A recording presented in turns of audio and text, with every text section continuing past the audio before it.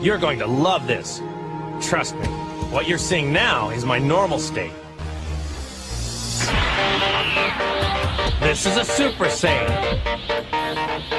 And this is what is known as a Super Saiyan that has ascended past a Super Saiyan. Or you could just call this a Super Saiyan 2. And this is what he's doing is to go even further beyond!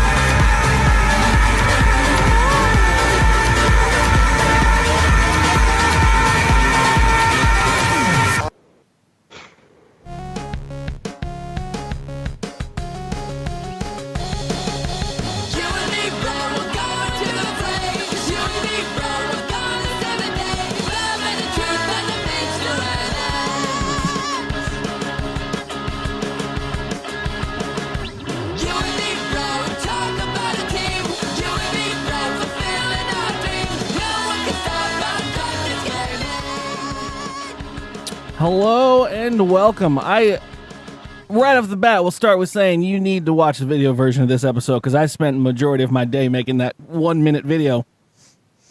Kaz, what do you think? How's the open video treating you? That's great. No, that's fucking great, man. That's fucking great. See, fucking rude. Just rude. I had that in my mind from the second you lifted that table up. Oh. All you heard from my house this entire day, from about 1 o'clock in the afternoon until about now, was just me laughing and then splice in a DBZ fucking audio files, laughing, spiking in DBZ files, laughing. Oh God, that was some fun times. But it represents wholeheartedly what this episode is about and what our weekend was about, which was DKgVEGAS. Mm-hmm. Mm-hmm. We're coming in now. It's been a week. We've all recovered, I think. I'm kind of just recovering. Unfortunately, we don't have everybody that was here or at the dkgVEGAS available because, Bitsula is a working man, works, hard to maintain his lifestyle out there. We got PD Rave, who's actually at another convention already. Somehow. That man left Vegas and was like, I'm going to get on a plane right after I get home within like 3 hours, and then I'm going to go to another convention. Yeah, I'm going to land in Miami, and then 3 hours later, I'm going to go to Indianapolis, and it's going to be, oh my God, I don't know. Yeah, us home old boys went home and slept. Or I know I went to work, and then I did a podcast or a show, and then I went to sleep. So I actually had my first real last night was kind of my first real chill, just home, play video games, no stream in it, and it was nice. I got my whole recovery in, but yeah, we had a blast. So this episode is going to be a little bit different than most of our podcasts. We're not going to forgo a lot of the order and stuff and just go for a chaotic discussion of what we did in Vegas. So you will be excited. I mean, we promised to be the purveyors. This was our first kind of year zero attempt at the whole having a yearly convention thing, and we set out some. This was the scouting year. That's it. That's the word I was looking for. We put on the scouters and we went out and fucking. We checked our power levels before lifting tables up.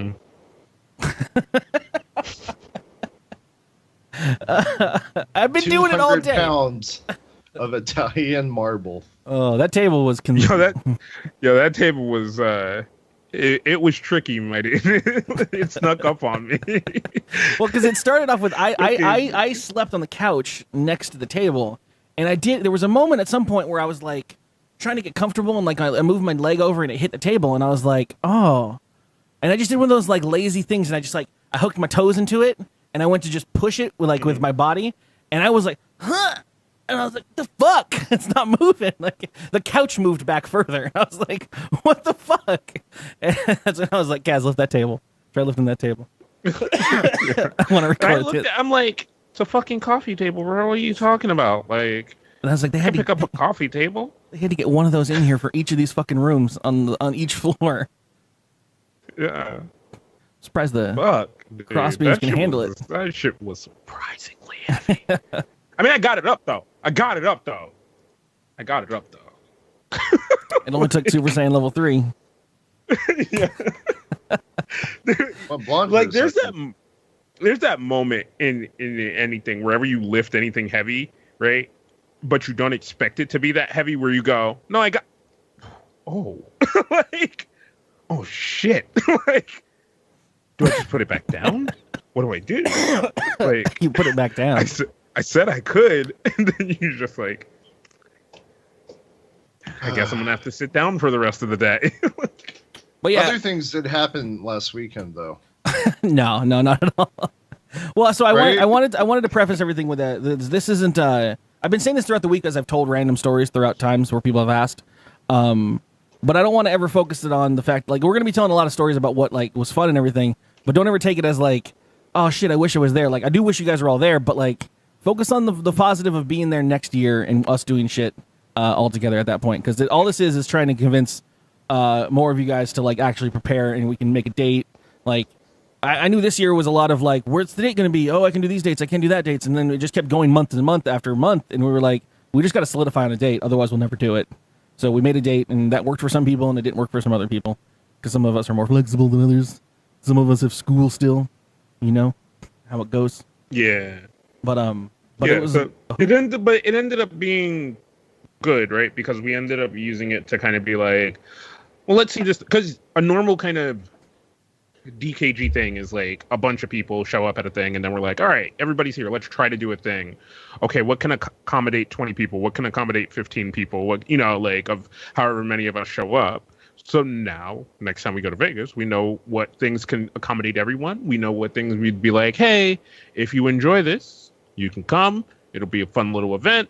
Like, or it could just be like, yo, go do your own fucking thing, and we'll meet here at some point for a fun rebel rouse.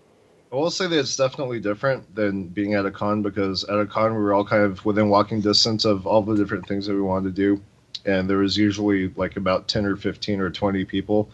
We had a good group going, but it was only like a group of 4 or 5, so we all kind of drove places. We'll see what happens next year.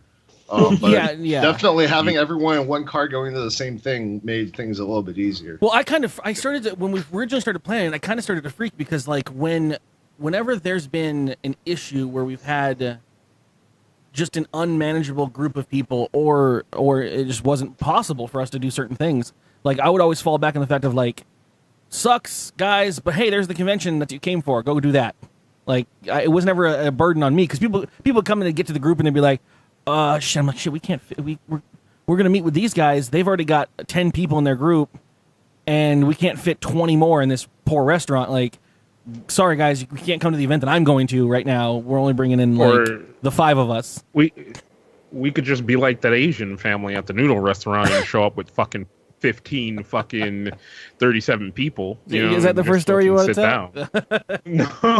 No. Well, I'll go for that story in a moment. But I do want to say, like, so with this convention, I was freaking out a little bit. Was like, what if everyone that's going to go there is going to be expecting to, like, up front be on my dick the whole time, or like most of our, like, collective main group things. And I kind of prefaced it when I started talking about it, was like, yo, think of it this way: we're a loose knit group family that's going to go to Vegas and look around and see what you want to do there. Research what you want to do. Don't expect me to come up with an itinerary for everybody, because I'm going to be doing stuff, but I don't think we can always all be doing stuff. So look around and go find your thing, which worked out great for this group, because we learned some things, and we made some mistakes in regard to things. Like, we would have probably lost everyone with the amount of, like, walking that we ended up doing in the fucking summer Arizona or Nevada heat.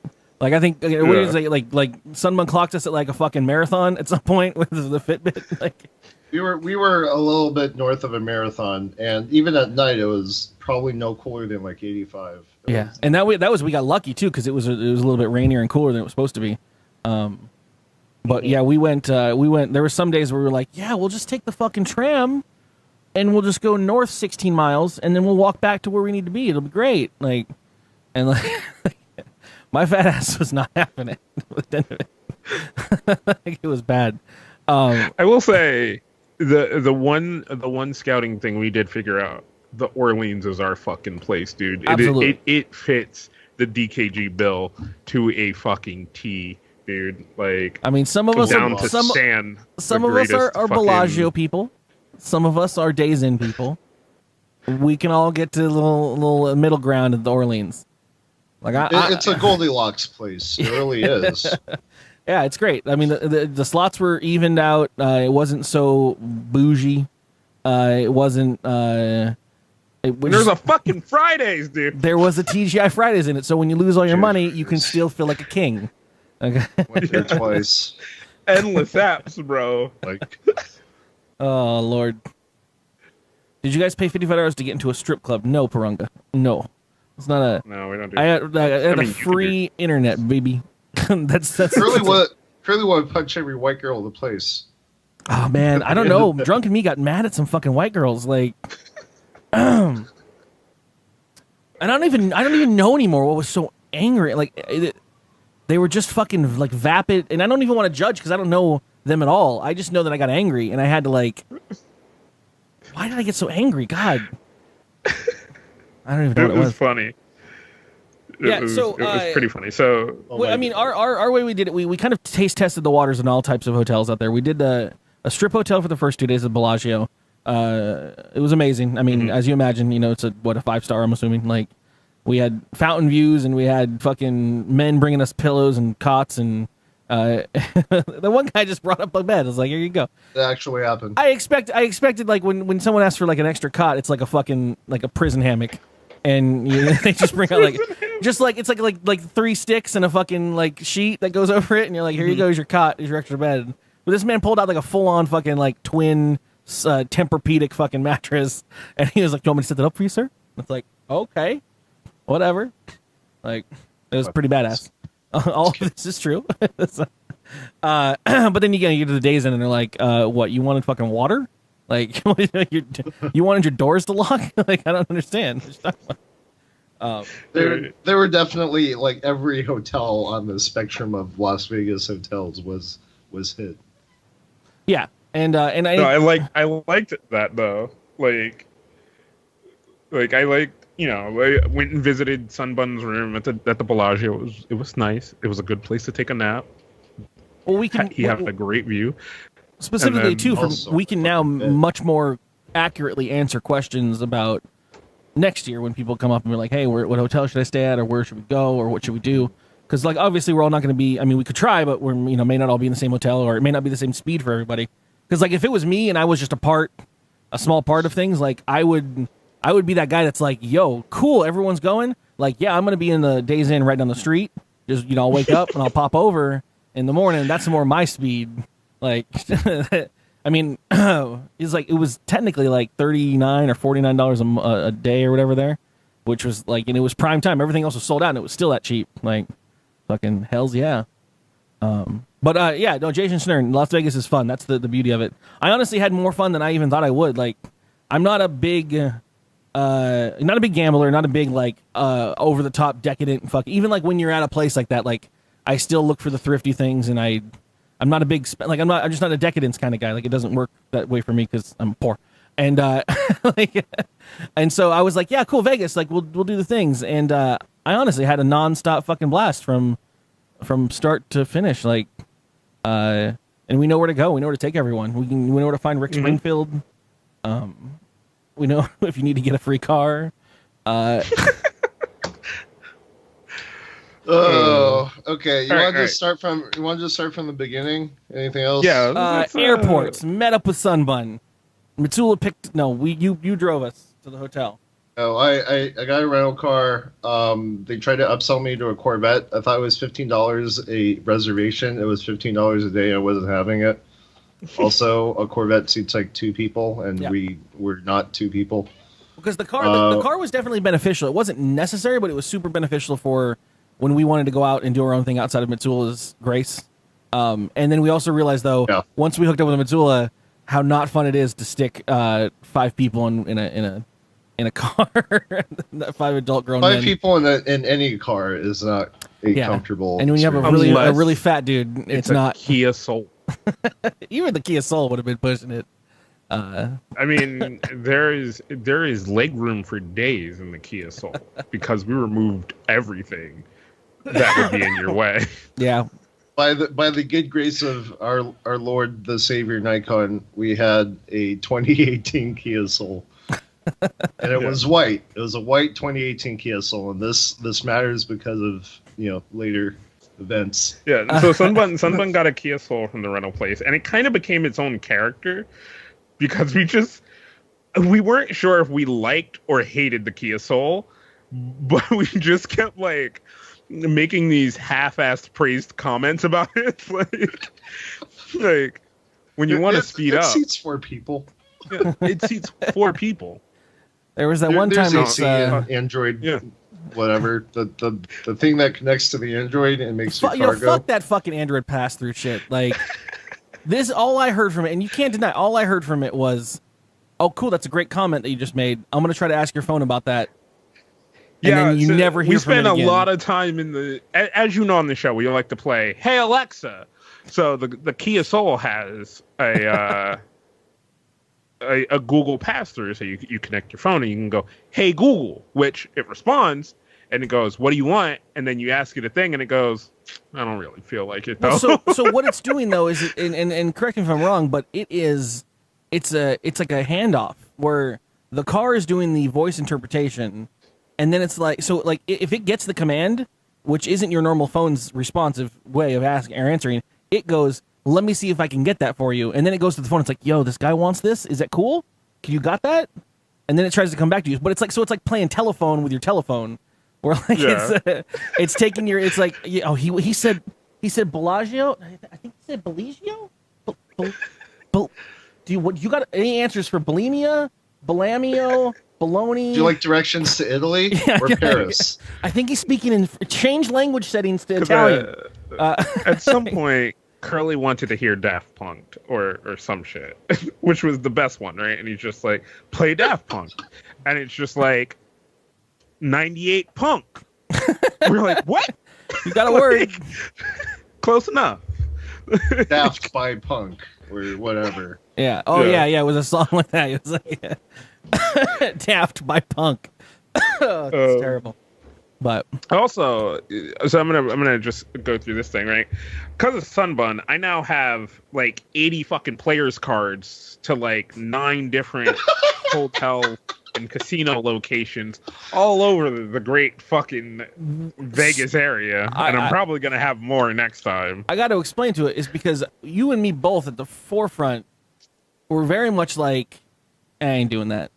I ain't gonna go fucking sign up for some bullshit." And that was my original plan. Like when I fucking got to the hotel with Mitsula, and I'm like, "Where the fuck's Sunbun going?" Mitsula's like, "Oh, he's getting a player's banana fucking whatever." And I was like, "Yeah, that's cool. Like whatever, fucking great. Go do your thing, man."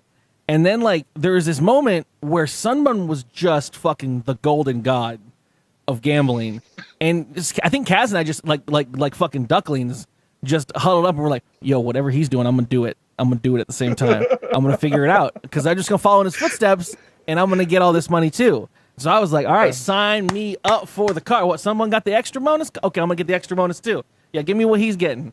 And then I was like, "I'll play this Magic Pandem fucking acid thing." I lost every game I played. I mean, yeah. Well, so we tried to play some slots. We didn't play any table games really, which is what we wanted to do. It was our initial thing was like, "Yo, we'll play a fucking table game." But we ended up getting sucked in the slots, and Sunbun came out perfectly fine. But somehow, like, just nothing. I only made enough. God damn. I only made enough money to play the next slot machine. That's how it worked for me. The fact, I mean, so given all, and this is the way it always works for me, and this is why I get scared to ever try to really budget.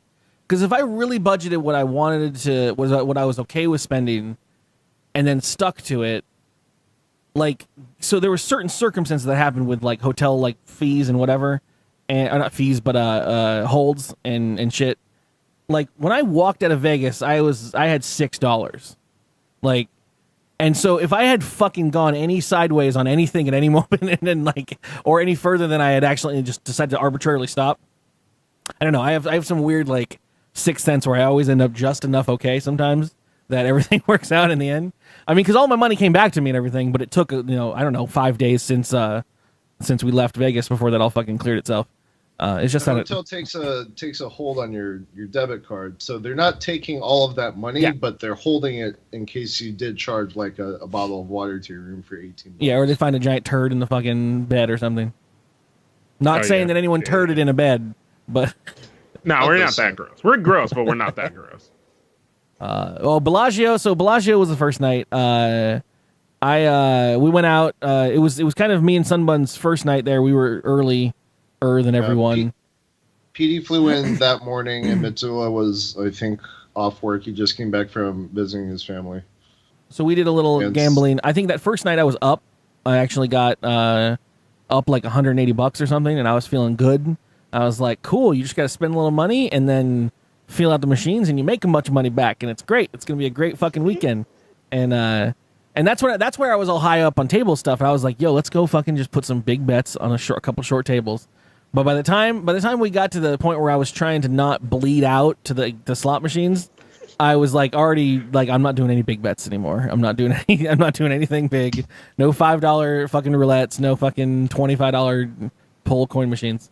So that's kind of how the gambling went for me. But I'll just kind of spoil it for the whole visit. Every time that I sat down at table games, like a real ass table, I lost all my money. Every time. It was not good. Every time. It was a lot of money. So sorry, Kaz, I interrupted. No. That's what I was gonna say. Like the only joy me and Curly ended up having from gambling was watching other people win and then instantly lose all the money that they won because they didn't know to walk away. Oof. Like Oof. the greatest moment. Like the guy playing European roulette at the Bellagio is putting down like thousands of dollars on like number 18 or whatever. Yep. Mm-hmm. Remember that? I think that was more Curly and I before you flew in, Kaz. The first night we watched that. the crazy oil tycoon or some trafficking guy or whatever who had a whole bunch of money, and they were just he was there by himself on a fucking Wednesday, sitting at a roulette table, just fucking using black chips, like $1,000 fucking chips, and just putting them all over the roulette wheel. On the company budget. Yeah, I don't know what that guy's life was, but man, he was enjoying himself, and that's kind of what happened. I don't know if anyone likes to people watch as much as I do, but like, I really started. I started getting my kicks off of just watching other people do their shit, and like, yeah, that's good job, yeah. He was there when we got there, and I think he wasn't out until like 2 or 3 in the morning. I don't know what happened. I don't know what his fate was. I don't know if he like just had to go to bed or if he literally lost his like firstborn. I don't know. It was fun to watch. I did almost see him murder a man. Because I don't know about you, but like if I'm this kind of stuff, like I don't want to fuck with. Like it's Vegas. I don't want to get anywhere near the chips. I don't want to deal with any of that like crazy shit that you'd see behind the scenes or in movies and shit. So I try to be on my best behavior. And so when I'm seeing someone at a table like that rolling a couple thousands of dollars into the house, they've already got the security guards up there, and every camera's on that fucking table. And like I don't want to accidentally be there and someone looks at me like I ruined their luck with their craps game or something. Like I don't want to do any of that. So I maintain a distance. And I be respectful. And this one fucking guy was right next to this guy everyone is watching this dude throw the money down. And this guy's standing next to him making little bets on the same table. And he's smoking and fucking blows the smoke right into the guy's face. And this dude turned around and looked at him like, if we were in my country right now, you'd have no hands. Like you would be dead. And I think I looked around and everyone was like, okay, like what's gonna happen? Like, and then I think it was a couple hands later he left the table for that one. So I think that was more of his thing with that at least. But then he was back later, so who knows? Yeah, he just had to go ask for a new budget. He's just like, I need more money for this all expense paid trip. Mm-hmm. But that first night I had my what is now my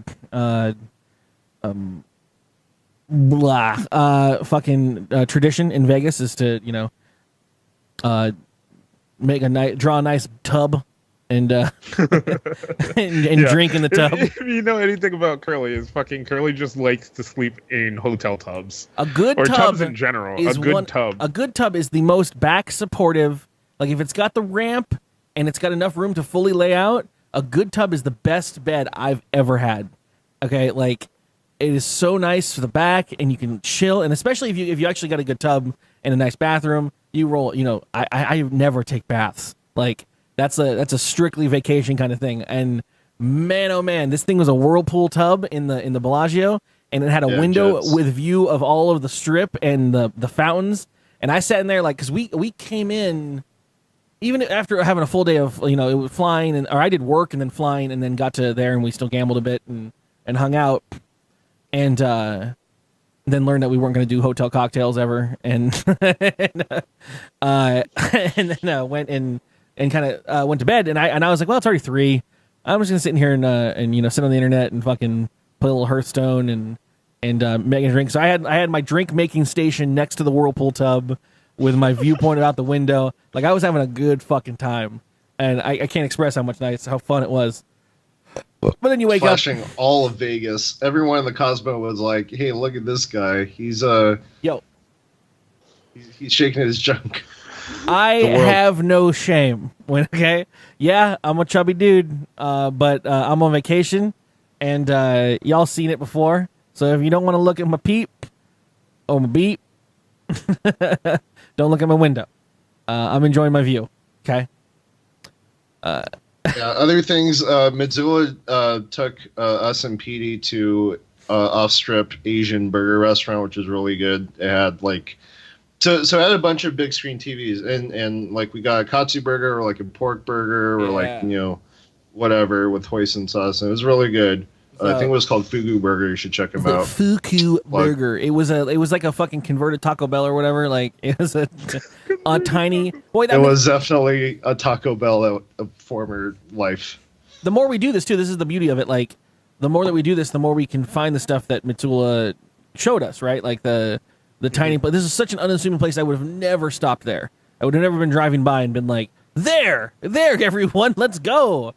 But it was great, and we could watch Dragon Ball and get a beer, and I had League of Legends VODs on the big screen. Yeah, they were playing Twitch, or they were playing, you know, YouTube, but whatever, of Twitch. But it was a blast, and that was just the start. I mean, after that, we moved over to the Orleans, which wasn't bad. We picked up Kaz from the airport, and he was, you know, delighted.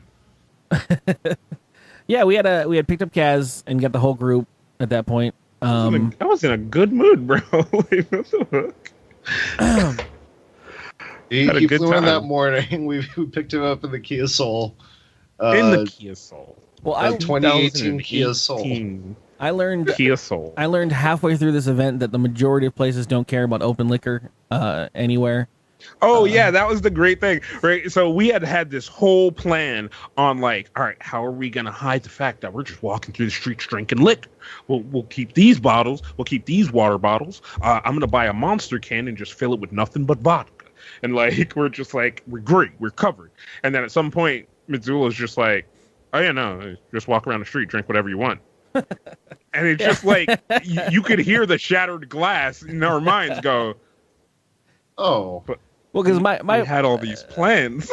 meanwhile, I'm trying to like mix like half a can of Red Bull lime and a little bit of vodka. I'm trying to get into that little fucking mouthful. Yeah. We didn't bring funnels. First night we get there and I'm like, cool. I got a bunch of money to spend. It's Vegas. We're gonna do Vegas style. And I went to order a drink from the bar and they were like $14 for a shot. And I was like, cool, never doing that again. I'm going to go to the... All right. And then where's the closest liquor store? Yeah, okay, cool. Let's go do that. Of Walgreens? Great. And then I walked away with two handles. And then Curly found Fat Tuesdays. Yeah, well, so I mean, that was the big original thing was like, how do we get liquor around everywhere? I'm from San Diego. It's California. It's there are bars out here where if there are 2 bars in the establishment, you can't bring a drink from that side to that side of the fucking establishment because you got to buy a drink from that bar, and they only got this kind of drink. Like, it's some stupid ass asinine rules about drinking out in California. So I go out there and I'm like, all right, I got like a 6-pack of Diet Coke Zero. I was like, I'm gonna make a road soda for every day, and I started like rationing out my liquor in between all of them. And I was like, cool, I'll get. And then then we found the daiquiri place, and really, I mean, I don't know how to express the fucking lifehack.com or Reddit fucking how to win article that needs to be written, but like the daiquiri place is the way to go. They're all over. So if you go through any part of Vegas, literally every resort has like a place where you can get slushies. It's like there's a bunch of alcoholic slurping machines, and you can get like a yard long for $40. But they also have like little sippy cups of whatever drink that you want. And you get the sippy cup and you refill it, right? Mm-hmm. But then you can also add shots to that sippy cup for $1. So here's where Curly comes in with his part of the story. Well, yeah. So some of those places, though, most of those places will let you add the shot for $3. But the Fat Tuesday place is the chill place. That is like, refills $12, and every shot that you add to it is $1. And that's why we wanted to go to the Fat Tuesdays. And so I go up in there, and the daiquiri is about 48 ounces or whatever. Preferably get the one with the sealed lid so you can use it later. And have the daiquiris filled up, and then you just ask for 5 or 6 shots. Put it in there, and you're good to go. I mean, it's the cheapest liquor you can get on the strip. And we it's also good. learned a very essential thing. When you do that, open it up and pull the little plastic containers of liquor out, because the liquor will just freeze in the plastic container, and you'll just be drinking daiquiri all day, and you're like, man, fucking lit, but I don't feel it. And then you open it up, and you're like, oh wait, all my liquor's still in here. And then you'll fucking pull those things up, and all the liquor will drop, and then you're like, oh, now I'm just drinking pure liquor. So the main daiquiri has liquor in it. It's like 2 ounces of fucking liquor. It's 2 shots or whatever, I think, in the main daiquiri, and it's frozen. So like, they don't want to just pour liquor on the top of it and then have it just be on the top. And so what they do is they actually do like time release capsules, where they make a little capsule that's like upright. They fill it. It's like a test tube. Yeah, it looks like a little test tube, and then they dump it, and then so it sits there, and the frozen part like holds it like a straw that you got your thumb on, and so the liquor sits in there until eventually the daiquiri is you've drank enough of it, or it's heated up enough that they're supposed to dump out, but they typically don't, and so you're drinking it, and you're like, wow, these 2 shots hit me hard, but then you get to the last bit, which is you're looking at like a cup, and then all your shots either drop out at the same time, and all of a sudden you're drinking pure 151, and like you're like, oh fuck, yeah, you immediately regret. Like, I went up to the dude, and I tried. So I didn't. Again, I'm a lot of me was feeling out what I could get away with these guys, because I didn't think they knew what they had going, and so I go up to the guy, and I'm like, I had 4 shots prior to the thing, and I don't want to be like, I immediately was like, I don't want him to know that I just had 4 shots, because he remembered me when we came back, and it was only like an hour later. So I went up to him, he's like, oh, hey, you, and I'm like, shit, the same guy, fuck, okay, well, and I still had all the crap in the bottom, and I was like, and I handed him the cup, and I was like, yeah, and he's like, do you want any extra shots with your thing? And I'm like, yeah, can I get like 5? Is that cool? And he was like, oh, of course. And then he goes, and he goes to look at it, and he looks at it, and he's like, and he looks at me, and I'm like, oh shit, he's gonna call me out. Like, I don't know if there's like a you're too drunk to serve like kind of thing.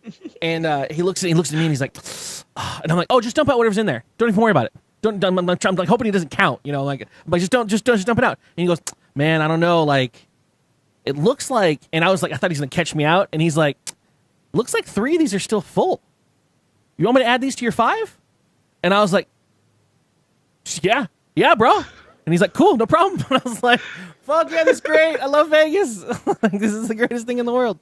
That guy, I mean, I've been kicked out of places for like, you have to be drunk. I'm not. Well, you don't seem like it, but you've imbibed all this alcohol. Like, you have to stop. I'm like, can I just please please more. But these guys know Fat Tuesday lives up to its name. It's a fantastic place. Plus, again, on the other hand, we had room liquor for the super poor people like me, where you take the cup and you go back to the place and you go to the ice machine, you fill the fucking cup with ice, and then you got a roadie. And some of the places do have signs that are like no outside liquor, blah blah blah. But really, and I guess this isn't surprising to anyone who's ever gone to Vegas, but it was surprising to me. No one gives a shit. Just they don't care. They don't care at all. Like, we dragged those liquor inside of the fucking. We went to the venue, the Rick Springfield thing. There was people like, no liquor inside there, no outside liquor, and I was just like, I'm gonna keep walking, and they're like, okay, like, whatever. Like, we don't get paid enough. But yeah, none of those. Like, you'd see the signs and a dude standing next to it, and you're like, bro, is it? And he's like, yeah, come on. Like, go in. Are you going keep in? moving, Go in. keep And you're like, oh shit! All right. Keep moving. But so as some people have said, they were like, some people have looked at, or some people that have asked about Vegas have been like, so you tried a lot of food, and I'm like, yeah. If you're a looker on my Instagram or my Facebook or my Twitter, it may as well just look like I went to a fucking food eating shenanigan thing. Because what did we do? We did the tractor room, or what was it called? The hash house? We had Hash House Go. at Go-Go, which is also a San Diego restaurant, but they had a bunch of places in Vegas. Their big shtick is that like you'll have 3 times as much food as you can handle, and like we're growing young men, and we tend to eat a little more than the average adult, but these were ginormous portions. Well, it was one of Okay, so I will say my food defeated me, but that was also because it was first day after I just got off the fucking plane and was traveling. I was just like, after the fact, like I got a couple, like I got like a meal in, and then I was like, I mean, yeah, all right. like this, I think this was just like your chicken and waffles from Hash House to Go-Go. And I there was a tree in there and a fucking a sword that they said you could take with you, I guess. That was good. I remember looking at that, and then I think you packed all of it away because you didn't eat any of it. No, fuck you, bro. You touched the eggs. I ate a you waffle. touched the waffle. All right, those eggs were fucked up though. Those were some rubbery ass eggs. He upsold The you on waffle the and chicken eggs. were great. He upsold the eggs to the table, and then when he got to me, I knew what I wanted, and PD had ordered the thing that I already wanted, and I was like, I just want that, and he was like, so you want what he's getting? And I was like, yeah, I want the chicken and waffles. He's like, do you want the eggs? And I was like, eggs? Yeah, whatever, dude. Yeah, I just want chicken and waffles, bro. Like, eggs sound great too. He's like, do you want any eggs? Yeah, sure. Okay, it's $1.50, but you won't regret it. I'm like, oh fuck, okay. Would you like some sausage gravy with that biscuit? Oh yeah, yeah, sure. It's $1.50, but it's like having 2 entrees. I'm like, oh fuck. Whatever. Excuse me? Wait, what did you say? Oh, you're already gone. Shit.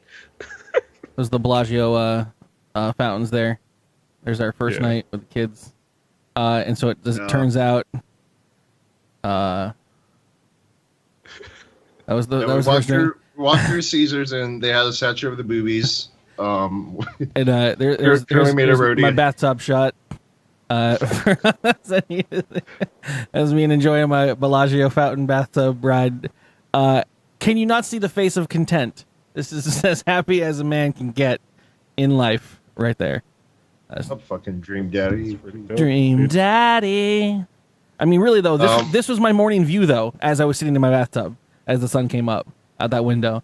Like, how could you fucking not enjoy the shit out of that, right? Good shit, dude. If I ever we also had seafood from the Mexican restaurant, right? Oh, did I get seafood there? No, I had a shrimp cocktail. You had a shrimp cocktail. I got cocktails. Oysters, which I think I ended up regretting. Yeah, you didn't enjoy those oysters, I thought. No, they were okay. They weren't great. Like, some people kind of season oysters a very teeny bit, or wash them, and like those ones were just kind of wash them. Oh, they wash them. Yeah, I don't think. Welcome to Vegas. Because that was the reason. Like, So that place ended up being not what it was like. They were running their business under a different name for their credit card machine, because there was the whole fucking the weekend. I'm trying to figure out like, fuck, did I spend this money at fucking Surf and Sea Salad Salon? Fucking what the fuck is this Gems of the Sea bullshit? Like, because it wasn't called that, and I was like, where the fuck was this place? And yeah, I don't know. Pollo Papa Papalopodopolis or whatever. Like Papalapas or whatever. Papa Pollo Payalaya. But it was their credit card company was under Gems of the Sea LLC, which is someone on eBay's account that sells fucking gemstones. Pearls from the sea. Yeah. Like one of those fucking things at Disneyland where you like get a pearl and it's like $35. That's exactly what it was. Goodness. But so I don't think no one took a picture from that place. We also took Curly to his first like Korean restaurant. Yeah, that was great. It was really late night. Fucking what, beef short ribs or whatever that I had, or short ribs of beef. Yeah, he had kalbi for the first time. Beef short ribs. We do have which was funny, right? Because there's a whole moment where we sat down and we're all looking at the menus, and Sunbun's like, oh yeah, I know what I want, and I'm like, oh, I can't decide, and like we're having this moment because I've had a lot of Korean food, and Curly's like, man, all this shit looks like it's covered in sauce. I don't like sauce. I don't like sauce. Oh, like, fuck is your problem? I barely remember any of that night, by the way. Okay. Yeah, because you were knee deep in soju. Oh yeah, and we also introduced Curly soju, which was like, I don't know if I remember the soju. We're like, yeah, we're gonna get peach soju for the table, because if you ever go out for Korean food, right, and you're gonna have meat, this is my recommendation from me to you: have peach soju.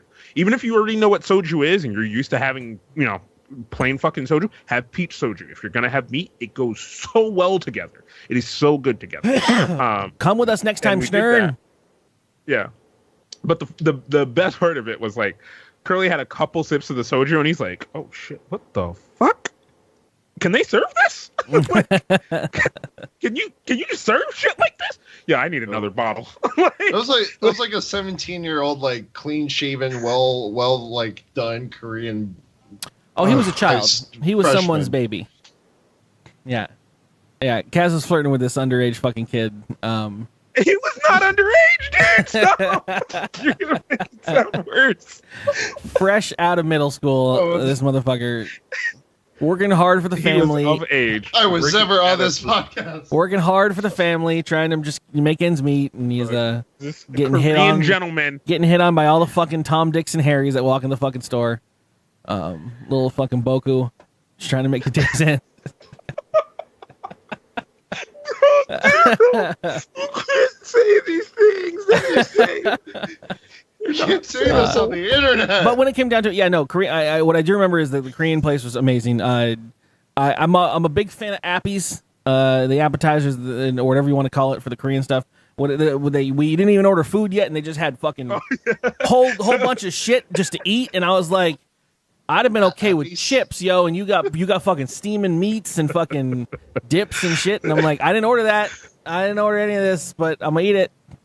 It was great. Yeah, it was absolutely delicious. Yeah, just like the little plates of like kimchi and banchan and the little side dishes. Because Curly had that very what I call white guy moment where he was just like, we didn't order this. Yeah, we didn't want. No, you can take that back. We didn't order that, and we're just like, no. Comes with the meal. Like, well, like I know I didn't want to get fucking swindled. I know places that come out and they're like, oh, you ate some of it. I don't care if you ordered it, you ate some of it, you're paying for it. And I'm like, fuck. Yeah. Like, I didn't know what this was. Right. That was actually a possibility. No, the car wash. Oh, I have to pay for this? Yeah. Oh, no, I didn't ask for this. There was the one place that we went to that was actually really nice and everything, but like right at the beginning, like Mitsula, the guy came out and he was like, oh, what would you guys like to drink? And everyone was like, water, please. And the guy started to talk, and Mitsuo was like, "We'll take the tap water." And I was like, "Whoa, you didn't act like that." And the guy, he was like, "Oh no, he'll try to fucking bring you Perrier and shit, like fucking like he'll try to bring you that bottled fucking glistening shit." And he's like, "You don't want fucking $14 bottles of water for everybody at the table." And I was like, "Oh, okay, shit." Yeah, this was a steak place, right? Mm-hmm. I think it was Hash House. It wasn't Hash House. It was the. It wasn't Hash House. was the place I ordered this from because you guys all ordered the steaks, and I ordered I actually got what you had. Is I had the oysters, and that was the motherfucking this meal. Off Strip was like a really kind of dark place. What are they called? Herbs and Rye. Herbs and Rye. Yeah. Herbs and Rye. Yeah. And they had half price steaks and drinks during happy hour. And Missoula was kind enough for us to go there and take us. And yeah, I had a lot of those drinks. Water. Fucking there's tap water. There's like Fiji. There's sparkling. There's like French sparkling, like Middle Eastern sparkling. And it's always it's kind of crazy. This is making me fucking hungry as shit though. I remember I ate all the mussels, and then I just fucking sat there and dipped that bread in the fucking juice the rest of the night. And That's what you're supposed to do. Oh, God, it was so good. I was on a seafood kick the whole fucking weekend. Yeah, we wanted crawfish, and we never fucking got crawfish, dude. I don't know, the shrimp threw me off. I remember the shrimp not making me happy at the dumpling place or whatever. I never had full leg shrimps, full facial shrimpy shrimps. We had dim sum like Friday morning or Saturday morning because which was also another great like curly experience because we had like really authentic, Chinese fucking like Chinatown dim sum. Yeah, so they wheel the carts around.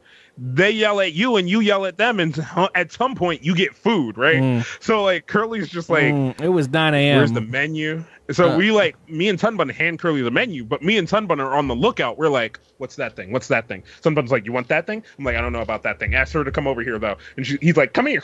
No, I don't want that shit. I don't want that shit. I don't want that shit. All right, not that shit. I want that shit over there, though. It's like the negotiation table at the UN, right? You're trying to broker a deal to ensure the peace of all mankind. But all that's going on, and I'm just like, I would like one glass of water. If there was any, I mean, that man has water, and I know it came from somewhere. Can I get half of his water? I will give him $1. The lady's like, would you like some shumai or hargao? And then Curly's like, I would like one glass of water, please. She kept coming by at different moments. She had left the whole area, the staging area of our table, with one cart, which Sunbun gladly took 10 things off of. And then she'd leave, and I'm like, okay, the water, right? And she'd get out of the area, disappear behind a partition, and then 2 minutes later come back with a new cart and no waters. And I'm like, where are you? God damn it! I just want the water, and I know that's the shtick. But like, oh, I was like, I'm not even running. I'm not even on right now. I need water, and I'll turn it on. Okay, like please. Fucking Curly would not touch his shrimp dumplings until there was some sort of ice cold fluid in his body. I had not made a commitment to even eat at this restaurant yet until I was having that water. I was like, I will gladly leave unless I get a glass of water, please. Then we can start talking about if we're going to eat here. You didn't even invite me in. But it was damn good, and we took some leftovers, right? We took some leftovers from that restaurant. Oh yeah. Because we had at the very end, we kind of went in for some salt and pepper shrimp, but then we didn't really eat the salt and pepper shrimp. But we were like, yo, salt and pepper shrimp for later. Yeah. Never. Yeah. We took came. some stuff. We took some stuff and we put it into the car. And then we were like, hey, you know what? Let's hit up the strip. We're at the Orleans, but we'll hit up the strip. We'll park at the MGM where I have free parking, and we'll just walk around for a bit. And so we did. Except I was driving, and I realized that since I had free parking, we'd just keep the car there. Unfortunately, spoiler alert, we never. Like, yo, I want to drink a little bit. Like yeah. I want to party. We figured we'd end up hitting up Mitsula later at the night, and we'd go get dinner with Mitsula. And then we'd get back to the hotel with Mitsula, so we would just leave the car at MGM and get it tomorrow. We'd just get a ride out to the strip, and it wouldn't be a problem because Sunbun has the fucking cards for every place and gets free parking wherever he can go. So that's no big deal, except we left the shrimp in the car. We did leave the leftovers in the car, as well as like Mitsula's cigar case. And rewind to like 30 minutes ago. It got as low as 85 in Vegas, and the daytime temps were like 116. And I had shrimp in the back of the Kia Soul at the MGM enclosed MGM parking structure. It turned into a little smoker. They were still cooking. Yeah, they got a couple rounds of cooking.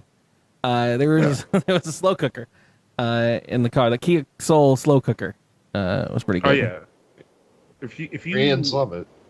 If you buy fresh meat, you could leave it in your Kia Soul, and it will be cooked for you by the time you come back. One of the features of the 2018 Kia Soul. Roll those windows up. Yeah, it was good. Yeah, we didn't go get it until the morning after. We went to the steak place, and then I think where did we go after the steak place? I think we kind of just fucked around at the Orleans for a little bit. Did we, was that the night that Mitchell left? Yeah, Mitchell left because we went back to the hotel, and then we kind of all passed out for like an hour. Yeah. Yeah, Mitchell got pissed and left. Yeah. Oh, and then I was like, I wanted to eat my fucking... Go ahead. That was my travel day, so we got back to the hotel room at the Bellagio. Kaz hadn't even gotten to his hotel yet.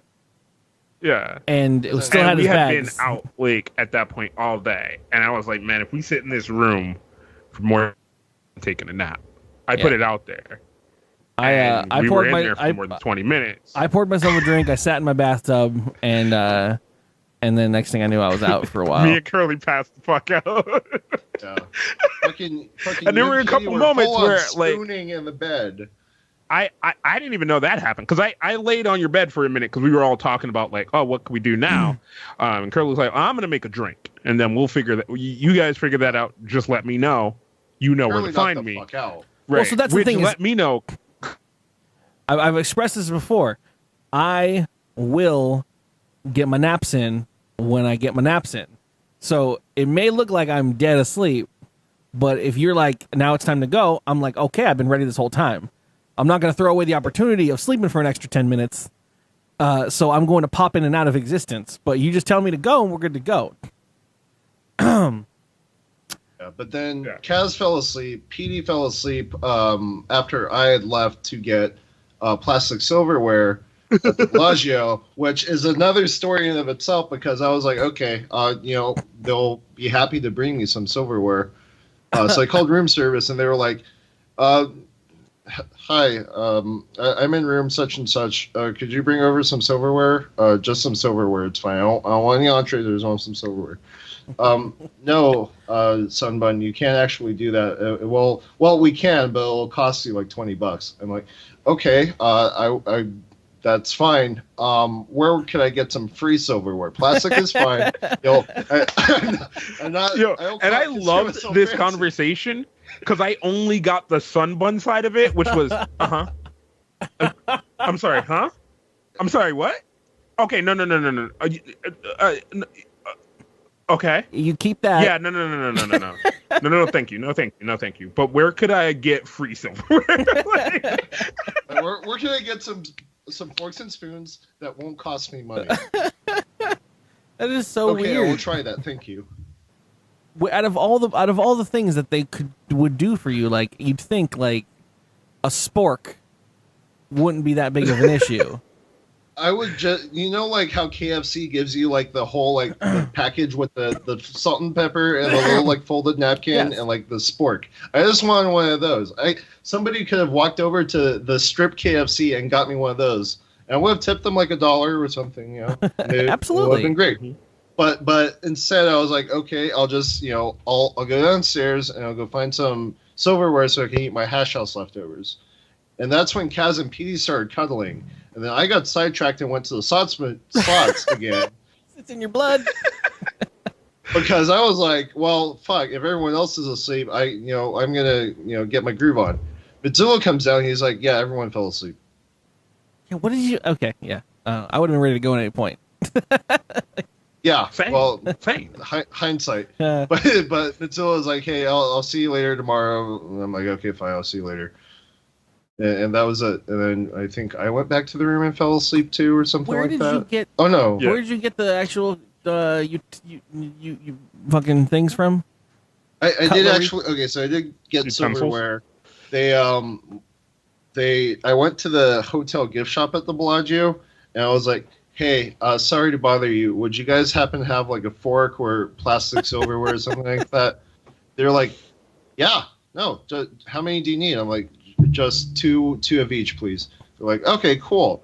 By the way, did you know that your hotel staff was going to charge me a service fee for silverware that Fucking to be brought straight to my up room? told on him. And then the cashier was like, "Oh, I didn't know that. That really sucks. I don't know why they would do that." I'm like, "Yeah, I know. It kind of sucks, which is why I'm here. Thanks for your hospitality. I'm gonna grab some dice as well." That's lovely. Weird. Out of all the things that they wouldn't do for you, I love it. I would have been like, the silverware's 20. Okay, I'd like to cancel the rest of my stay. Yeah, no. Sorry, I'm a Players see, Club at that member. point, What- they already have your. What's your name? At that point, they What's already your have name? your Yeah. money, though. And Tell they're me- just tell me like, your- oh, your- okay. I'm gonna tell yeah, you- we can solve that room by tonight. Like, I'll play that. I'll play the cat and mouse game. We'll see how it works out. Yeah, you cancel can pull everything that from shit me at ever. the Days in. No, you Oh, they can't pull out the definitely days in would. because they don't care if anyone's in those rooms. Doesn't operate anything. Like, we I'm make sorry, enough you want money what? from money laundering. You want silverware? You better go to the Denny's. Better bring your ass over here to the Denny's.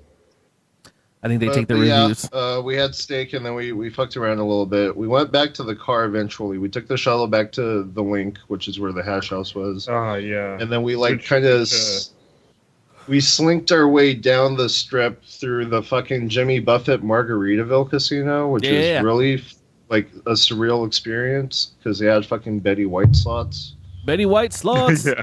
Yeah, that's where it really hit hard because it was one of those moments where, like we've been using the whole Golden Girls fucking theme here for a while, and I was like, if there's ever going to be some kind of cosmic fucking connection, it's going to be the Betty White machine on the DKG Vegas, thing. And I'm like, all right, let's go, $100, you and me, Betty White. She took all my money and more. That bitch was mean.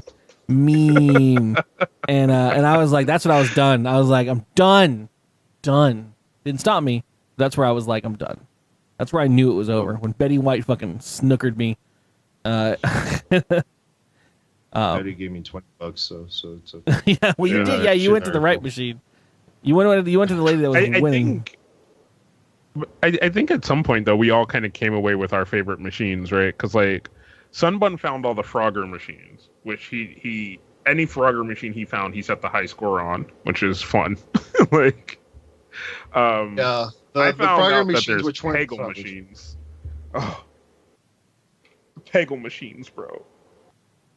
But yeah, the Frogger machines aren't really slot machines. They're kind of like The state of Nevada legalized skill-based gambling, which is like it's not slot machines, but it's like you literally how well you do on this machine determines how much you get back from the machine. So I was playing. It's like piano keys at the Dave and Buster's, but there's 5 keys, and you're trying to get Frogger, to not hit the crock head and not fall into the water and to not get hit by the cars. And so they had 2 of them at the MGM and like 3 of them at downtown, which we'll talk about in a little bit. And it's an addiction and it's bad and it kind of. Well, you also didn't win anything from those, right? Like, or was that there was the ones that did give you?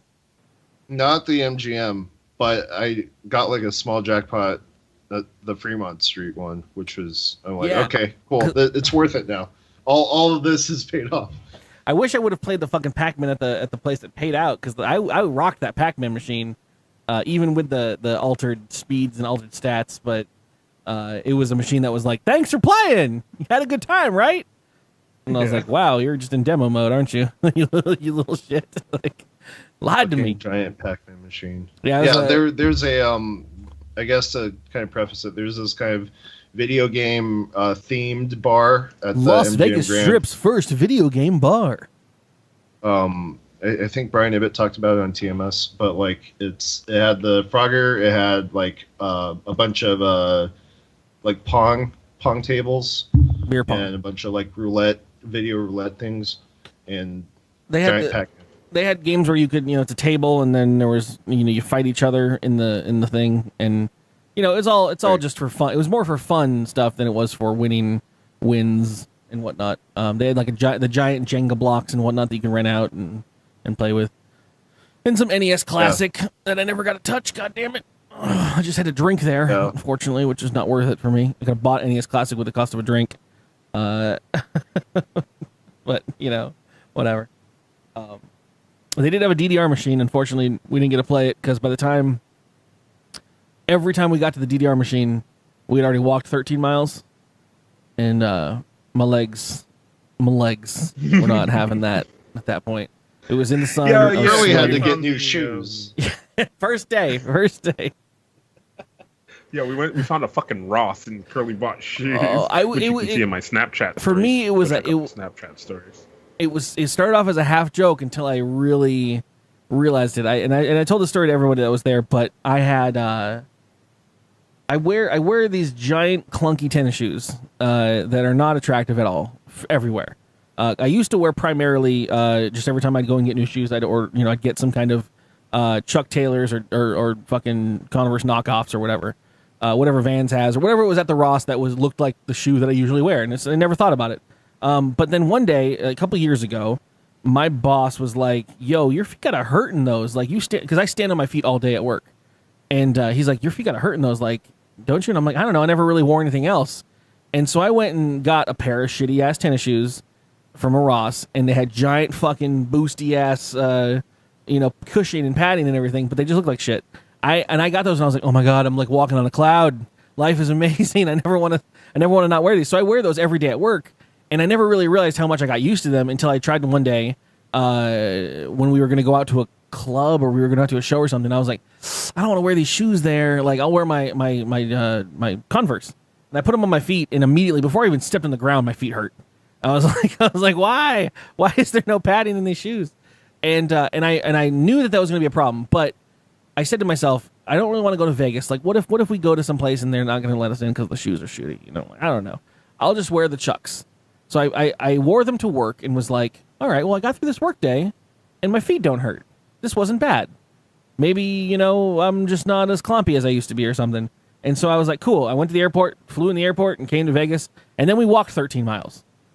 And I was like, I'm pretty confident my feet are bleeding, and my heel's bleeding, and the side of my foot is bleeding. And I was like, all right. Then the next morning we woke up, and I was like, okay, maybe after I took that bath, all night long soaking in the water, like my feet are gonna feel much better. I put my shoes on, and we went to that meal at fucking Pescadillo, Buca de Beppo, whatever the fucking Seas of the Gems or whatever fucking restaurant was. We went there, and I'm like, I can't do another day. I can't go back and walk another day in these fucking shoes. And across the little strip that we were in was a fucking Ross. And I looked at everyone, and I was like, yo, let's go to Ross. And I said it kind of just like I wasn't going to force everyone to go to a fucking Ross in Vegas. But everyone else was like, yeah, let's go to a Ross. Let's check it out. And I was like, oh, thank God. Thank Yeah, God. we were up for anything at that point, dude. We were just like, yo, fucking, I wonder.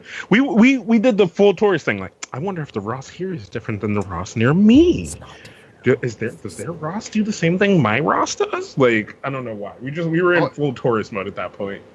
We checked out the strip Marshalls and the strip CVS and the strip Walgreens, and I don't know what I expected. Yeah, same exact thing. I picked the first pair of clunky ass fucking tennis shoes I could see that were in my size. Got the wides. I put them on my fucking feet, and I threw my other shoes as far as I could away from my body, which just ended up being under the Kia Soul, and that was the end of it for me. Speaking of the Kia Soul. Oh So- yeah. So we walked back to the car the next day. I think this was like Friday at this point. We were walking back to the parking structure, and we got our refills or whatever. And we walk up to the white Kia Soul that had their blinkers on. So- the floor here's that what we said happened. we parked, right? Yeah, there's a confluence of issues that came got up here. to the floor that we parked on. We didn't but it had exactly been know where it a was. day. Yeah. Right. That's So fine. we're standing in this parking lot, and we're like, Because we got to where we thought it was, and we have a little bit of a panic moment. We're like, damn, was it up one or down one? Because it's all diagonal, and you're like, was it up that side but No. down this side? And then but something And has like, the beeper. and like whenever every time we parked, we were like, okay, make a note. We are on 3F. 3 like the number 3, F like the letter F. Yeah. I don't know why it didn't work. But we got to someone 3F, boops. right? And there's 2 rows of cars. Yeah. Go ahead. Well, so we're looking around for it, and Sunbun boops, and God, thankfully we hear it, beep, beep, beep, beep, from a far off thing. We're like, cool, at least we're on the right area, we're in the right track. So he boops again, and we know it's this lane, and we're like, cool, because we remember where the lane was, we know it's down there. We're just gonna keep walking until we get the Key of Soul. So Sunbun's booped it enough times at this point that we already know where it is. We've echolocated, and we just all of us start walking. We walk up, and we're like, cool, Key of Soul. And we look at the front of it. It's got no license plate, just like the Kia Soul that we rented. And we go to get in it, and the door's open, and we all get in it. We put our shit into it. And then... Yeah, we all... And then... Kaz and frozen. then Cass froze. Oh, shit. And then we Oh, back. fuck. you know, No. we open the... We pop the Well, trunk. we we're remember... Like, okay, we that's remember... cool. Well, remember, it's filled with shrimp The that's been shrimp cooking was for a in night and a there. half. Yeah. Remember there was shrimp in there, so I went in and took a giant whiff, and I'm like, oh, that's cool. For Right, and we being in opened there 24 hours, it didn't every smell like door. it. We open all the Yeah, we doors, opened the every back, the fucking top. door. We're expecting to air out this Kia Soul. So we open the back, the front, the top, the bottom. I throw my shit in the back like I own the damn place. And I'm like, fucking don't want this. I don't want this bag. I don't want this camcorder. I throw it in the back. I go and I get in the seat and I sit down. And I'm like, oh, yeah, sitting down. Been a long time since we sat down. I'm drinking my drink. I get ready to go in the driver's seat, and I open the door. I'm like, okay, cool. I'm in the car by now. 2 Starbucks coffee cups in the cup holder. They're like, I don't remember us getting coffee, but I'm just gonna roll with it because maybe I'm a little tired. And then I'd been drinking the whole day. Then look at the drivers. Yeah, you've been drinking all day, and then I've been kind of I'm in the car sitting drinking. Yeah. And then I'm looking at the driver's seat. I'm like, hey, I don't remember us going to Michael Kors. What? Because there was a Michael Kors bag on the driver's seat. And that's when I realized, oh, fuck. I think we did it bad. And then and then we looked at the trunk, and we shut the trunk door, and there was an Arizona license plate. Now... Kaz does a backup and realizes there's a license plate on the car, which there wasn't on the car we rented. Yeah, because it was a brand new Nevada car, and they don't have license plates yet. You just need like a sticker on the window. So media were like, "Oh shit!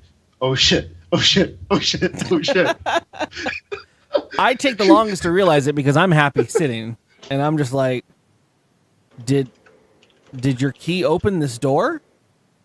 Did you?" we had that moment where we're like, is there a feature in the Kia Soul where you can open every Kia Soul? Yeah, because the confluence of connections is the booping. In my opinion, I don't know what button you were pressing to make the car boop, but I'm assuming you were pressing the unlock key, which is what I do on my car, and it makes the car go boop boop. And so that's why we went to the car and the door opened, and I was like, okay, cool, this is the car. Like all the things connected in your head to make you be like, it was right here. It was where the sound was coming from. It's in the exact trajectory of where our car was, except our car was like 4 cars down from where we were in. We were in someone else's vehicle. You know that one Doctor Who episode that's like turn left and turn right? Yeah. So we turned right and we went to that Kia Soul, and it would have been a totally different weekend. But then we caught ourselves, and then we went back the other way, and then we were like, oh, there's another Kia Soul. It doesn't have any license plates. That's cool. We put everything back where we could. Closed the doors nicely. Yeah. it was just like the greatest moment, right? Because like we all kind of go in, and then we're like, yeah, oh shit, and then we all kind of get out, and we stood there for a second, like, what do we do? Like, there's some weird fear of mine of touching someone else's car that I felt really dirty. Like I felt really dirty being in someone else's car that I didn't like have permission to be. Like I felt like I violated someone's like personal space. I felt really gross for a moment there. It was a little terrifying. But we should have left a note or something. It would have been great. I don't know. Fuck no notes. Dude. No notes. No paper trail. Don't incriminate yourself. They came back to their car perfectly fine. Didn't even know a fucking thing had happened, dude. All right, they were just like, "Oh yeah, Sally, get in the car. All right, smells like dude in here. That's fine. Let's go." Smells like a drunk Californian in here. Is that daiquiri? Yeah. Did you have some daiquiri earlier? Did you have coconut daiquiri? Oh, I want some coconut. Smells daiquiri. like margaritas. Huh? So I have a video. Yeah, but then we went back to the real car and it smelled like shrimp, and we had to air it out. Yeah, that one actually still smelled like shrimp. That was a good thing. We're like, cool. That's the smell that we wanted. That's the right car. But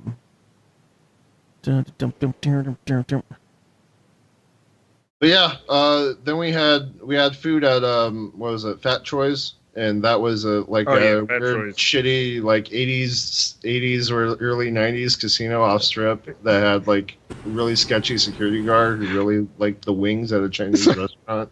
So this place has a guy sitting out front whose job it is to make sure that people are old enough to get into this place, right? That's his job. That's what he's supposed to do.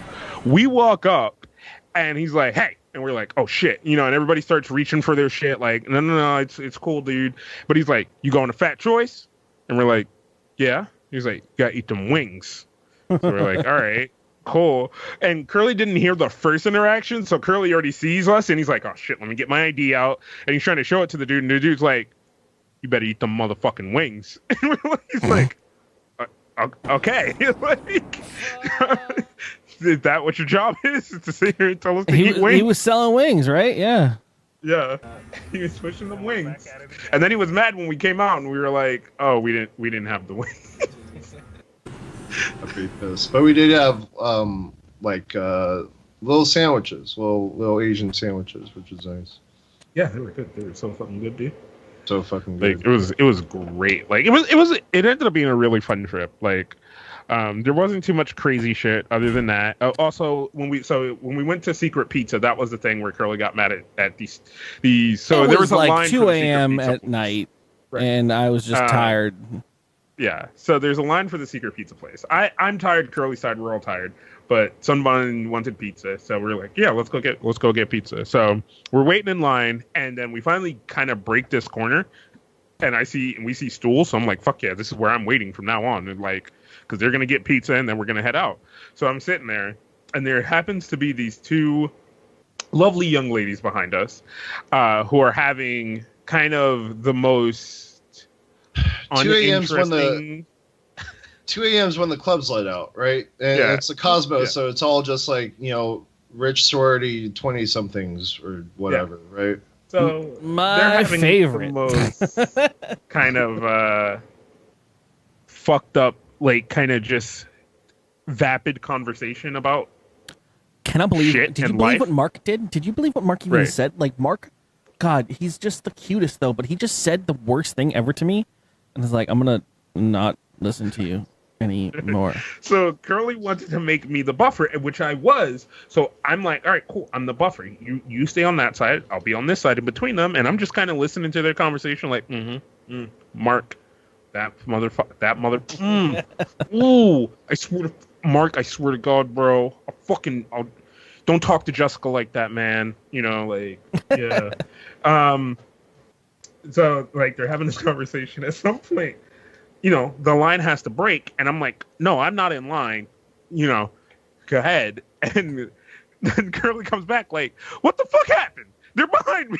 Like, they're still talking. Yeah. So like, Kaz is sitting down, and then Curly just kind of like looks at me. He's like, I'm done. I can't say this anymore. I'm going to serve. I don't want pizza. I don't care how good it is. I don't care. It's fine. But you and PD have fun. I'll be over here with Kaz. Yeah. Oh, There's a little bit of Frogger or Miss Pac-Man or whatever, and then the rest of us get pizza. It was really good pizza, but it wasn't worth it. It wasn't worth it. No, I'm sorry. I that was probably the worst I got in regards to anything. Like, I don't know. I don't know why that's the thing. That You also did tell the obnoxious girl coming down the hallway and no one's in her way. What? So there's a girl in the van coming down the hallway with a pizza box, right? Because that line is in the hallway or whatever. And she's just like, excuse me. And you're like, no one's in your way. I do remember that, yeah. Everyone in the line just burst out into tears. She's So good. She was trying to preemptively be helpful in that she couldn't see past her giant pizza boxes, but she was like, "Yeah, everyone, get out! Please get out of the way! I'm coming through! I'm coming through!" And it's like, "You're fine. Shut it! Just keep going. We'll move for you. Nobody's in your way. I don't know, man. That's the weird thing is like I'm usually fine with people watching for everything, but the drunker I get, the more impatient I get with drunken people. I'm like, I don't know if it's like you're giving us a bad name, or I get frustrated with other people that are like we're not all like this person, please. Like, Yeah. I don't know what it is. No, it's just it's one of those things. It's just the confluence of just being that ridiculous because you're like you said, you're trying to be helpful, but your helpful is not helpful. Like Yeah. it doesn't help anyone. It just you're just annoying. I have the video of this. I just gotta somehow capture it. If you give me a moment.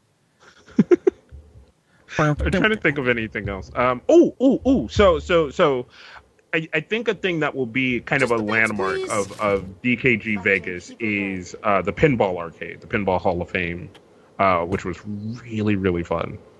Yeah, no, that's a pretty famous place that I know from other dirty nerds that go to Vegas. Off the strip, Hall of Fame pinball place. They have some hardcore dedicated people in keeping up an actual certified museum of pinball machines. So people loan them, or just like a museum, they own these expensive pinball machines, but they allow the place to keep them there so that people can use them and get to see them and play with them and stuff. And but they don't have to sell them to anywhere. It's really cool. Yeah, it's super fun. They do all their repairs in house. There is this. It's kind of like a strip mall full of other nerd-related stuff. Across from it was a strip club called Nerdgasms. So It's we're probably sure that's what a you strip think club. it is. Did we ever figure out if that's actually a strip I club? mean, you though? kept telling me, but I don't think think it's it's an actually actual strip club. We should have gone in. Yeah. Well, I don't think they were open. We'll check it out next. Well, people were going in and out. Oh, I didn't see it. But yeah, there was a strip club, and then next to it was like your garden variety retro gaming store, Oh which God! is fine. I was Well, like, oh, I'll wait check for that. it out. So there was Right. this cool place that was a retro gaming store. It had like all these old consoles and games and like all this stuff like that, and it was really cool. But it was manned by the person that you would think it would be manned by. Like the guy Yeah. running the store is exactly what you think in your head for that kind of store, and it was just It was the guy. It was okay. I know. I don't know the guy's name. Who's seen The Princess Bride? You guys have all seen The Princess Bride. You know the guy that's running the fucking torture machine, like the pale guy. That's the I don't know his name. I know kind of what you're talking about. Yeah, it was this guy, and we were all kind of like we were all teased for being like really smart or whatever in school, and it's like imagine if he ran a video game store and he had all of this knowledge about video games and he had nowhere to kind of This guy is the guy running channel that. the video game store. That was him. Yeah, it's not this guy. This gentleman was running the video game store.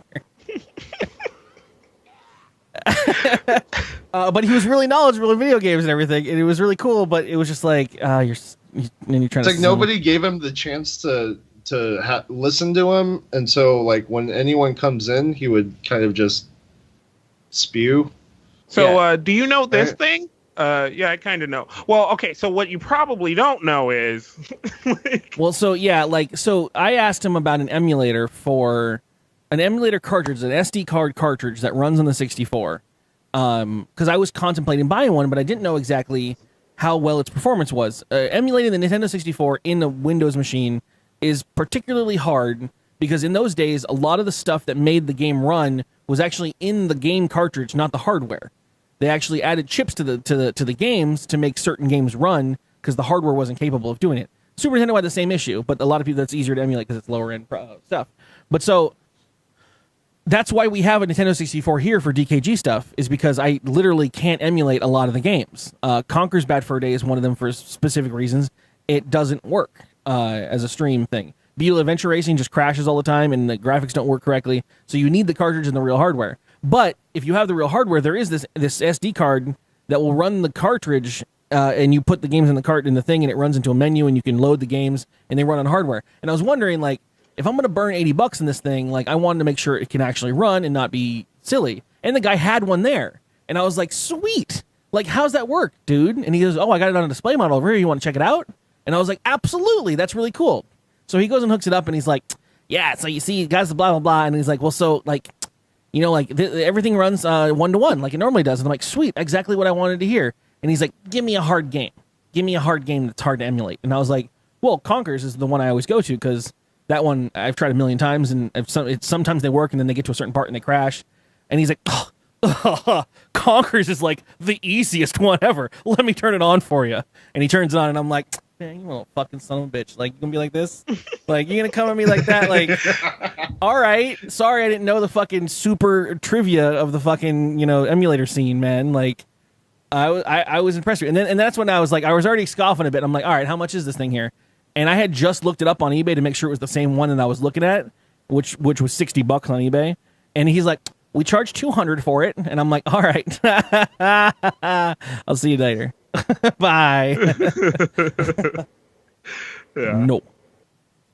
No. Just he was just that kind of guy. That just kind of guy that's like, I know more about this than everyone. And it's like, well, you know, fucking okay, good. I expect you to. You're gonna be like a little douche about it. Canoe. Jesus. I'm being told Curlitifact is now confirming that it is not actually a strip club. It is a comic book store. We could have gone to the comic book store. You're just too afraid to see boobies. But it looked like a strip club because of the name and because of where we were. In the Google Street View photo, the building was available at the time. Nobody was using it. Oh, damn. You guys are all trying to look it up. Sweet. This is... Oh, look at that. They invited Stan Lee to their ribbon cutting. That's cool. This is... trying to resize everything here. This is... So Curly shot a bunch of video on his camcorder. Yeah, I'm going to put them all up on YouTube, but just for the sake of it, this is us right after the Kia Soul incident. So, we almost just committed a crime. I don't know if we can call accident driving off with someone else's Kia Soul. yeah. So, Sunbun rented a Kia Soul for the weekend. Somewhere up there, there's a Kia Soul with the doors unlocked. And we were just like, it's a Kia Soul, let's hop in. Yeah, definitely not the right one. Nope. Arizona license plates, no license plate. Michael Kors 2018. bag. So So if you can see in that, you'll have to watch the video version. How we have all the doors open. We did that to the other car. So we literally opened every door. I just, but the thought of if someone walked up and then we were just these guys in their car, like, yeah, what's up? This is your car? Cool. Like, honey, did you put the Michael Kors bag over here? No. The fuck? I don't remember putting it over here. I mean, I guess that's where it was. Oh, we didn't go to Starbucks? Oh shit.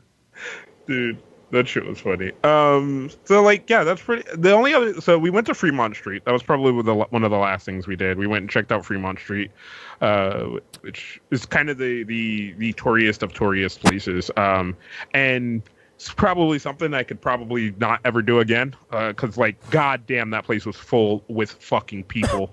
Well, so we knew that we wanted to go what's usually called going downtown, the old Las Vegas, the Fremont Street area, which has become like it's the gift shop of Vegas. Like it's like if you want it's so the tourist room. If you wanted the like boiled down concentrated syrup version of Las Vegas. Yeah, you should go to downtown, like Fremont Street. If you've ever looked at an old lady's shirt that had Vegas stuff on it, and you thought that looked really cool, I want to go to there. That's where she got it, and that's where it'll be. It's like, but they've done some cool stuff with it. They've got the overhang because it's got a cover over the street, and then they do the zip line now that wasn't there last time I went. I'm doing that next time. You can zip line across the whole thing. I don't know how much it costs or whatever, but it's there. And you zip line all the way across the strip, which it looks pretty fun. I don't know if they do my weight class. I might bring the whole scaffolding down. It's a bit of a drag on the line. I have waking nightmares of that scene in The Simpsons where Simpson clogs the water slide. Yeah. Terrifying. But yeah, it was cool. We went on Saturday night. And what's weird is just gonna check it out, right? We all knew this, right? Like we had looked at this as a thing on the itineraries that we. I mean, I didn't know when we went there, but I should have known because I read about it. Like there was a free night in Fremont fucking Rick Springfield show, like no cost on the strip. Free Rick Springfield show. So we get here with the mindset that Fremont Street is going to be packed with people. We have that understanding. We get there, we walk up, and we're like, man, there's a lot of fucking people here. And then we start trying to make our way like through. So like we kind of circumvent and go through one of the casinos, which what I realized later is there's a whole security check that we circumvented. Yeah. Well, I went through the security, but it was like I couldn't see more than 3 people ahead of me. And so I got really good at going through crowds during Vegas. And I'm like, yep, sorry, fat man coming through. It's your fault if you get touched. My bad. Belly bump. And and all of a sudden I'm like, yo, you patting me down? And they're like, yeah, it's a security checkpoint. And I was like, whoa. And I had liquor in my hand. And because I had my eyes on the prize, which was the slush machines. Like I needed a drink. Yeah. And there was some slush machines over that way and over these heads. That's all I'm looking at. And then so I went through the security checkpoint, and then I'm like, why am I at a security checkpoint? I don't care. Liquor's that way. And I go and get it, and then I turn around and we all discuss stuff, and it's like, oh, there's a show or something.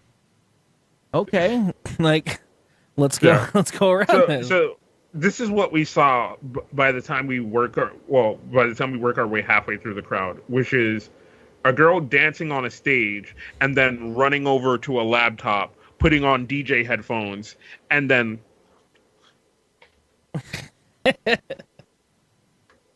next track, play.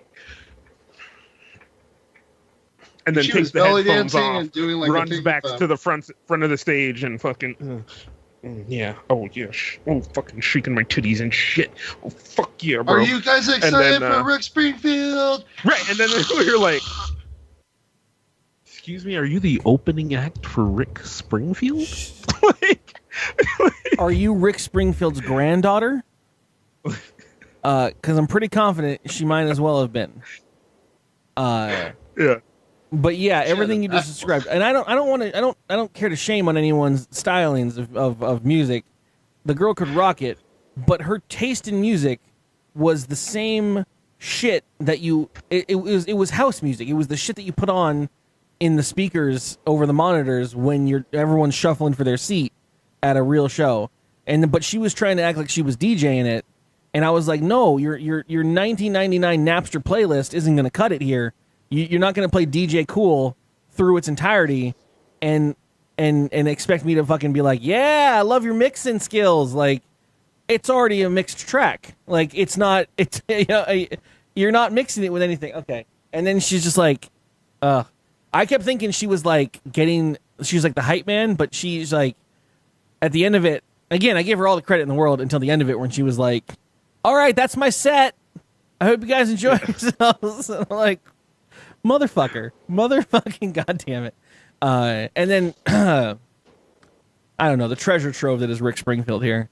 I don't know how to explain Rick Springfield to everyone. So we were in the Fremont casino, and like we were hanging out, and like we kind of like lost each other for a second, and then there was this gaggle of old ladies that were sitting there, and over that thing, ladies and gentlemen, coming to the stage, Rick Springfield, and they were like, Sally, it's Rick, like, and they were like, what? Girls, Rick Springfield is out here. Let's go. And then like they fucking stampeded out, fucking threw elbows at people to get to the fucking front. They were, it was So I want to say I didn't know the biography of Rick Springfield. I knew, and I think most of you probably in the same boat. I know Jesse's Girl. I know that song because it plays on every pop fucking rock station. How could I find a woman like that? Yeah, so everyone knows that song, and that's pretty much it for most people. Maybe you Googled a couple songs, whatever. I didn't know the biography of him at all. I didn't know his long-winded stint in Hollywood and his long-winded stint on daytime television drama shows. You know why I know all this? Because the opening to his show is his biography. Up on the monitors is a long-winded description of all the things and reasons why you should love Rick Springfield. And it was 70s hot star from General Hospital and Days of Our Lives, Rick Springfield. And then there's a long 10-minute montage of all his best scenes where hot, glowing, hair-flowing women are, we just want to hang out with Rick Springfield. Yeah, and then he'd kick a door down and shoot someone or whatever, and it was just this long acting reel before any of his actual music. And then he hyped himself up to the point where this old man walks on stage and is like, "You guys all wet yet?" Yeah. And I'm like, "Oh my God, Rick, please, please." It was pretty interesting to watch. I mean, but he did a really good rendition of what was that? Katy Perry's "Roar," just in the middle of his fucking set. You know, because he wanted to get with the young generation. So yeah, he does a Katy Perry cover, and then insults women, and then so he's like, he starts it off where he just played a song of his from his new hot album, which everyone loves when old washed out stars do stuff from their new album, and he goes, "All right, I got to trade out my real guitar for this chick guitar now, so I can play this chick song. All right, we're gonna cover this Katy Perry's fucking women shit. Let's go." And then fucking starts singing it, and you're like, "What is he doing? Who are you trying to win over?" Like at this point, dude. He's like, "All right, we're done," and he throws the guitar away. He's like, "We're done with that chick shit. All right, next thing." And I'm like, all the while, Curly had somehow was able to find me, and we were somehow able to go to the Fremont Casino. But then Kaz and Petey were kind of running around like headless chickens because they ran out of juice on their phone. The only way that they ever got back to us was they found a Walgreens and found a battery. And at the end of the set, they were able to come back to us. Well, so I mean, we could hear it. We could hear it the whole time. I just didn't give a fuck. We walked up and down Fremont Street is what me and Petey did. We checked out a bunch of shit, and then we were like, all right, let's fucking go back to the Walgreens and get a battery. And then we went back to the casino. Well, because we had never discussed, and I brought this up to Sunbun after the fact of it being useful, but we never discussed emergency protocols. That's usually what I'm good at in regards to trips and stuff, which is why I tell you we did make some mistakes, but we're better for next year's DKG Vegas, because we'll have contingency plans. If your cell phone dies, meet back to this point, or do this, or get a fucking battery. Goddammit.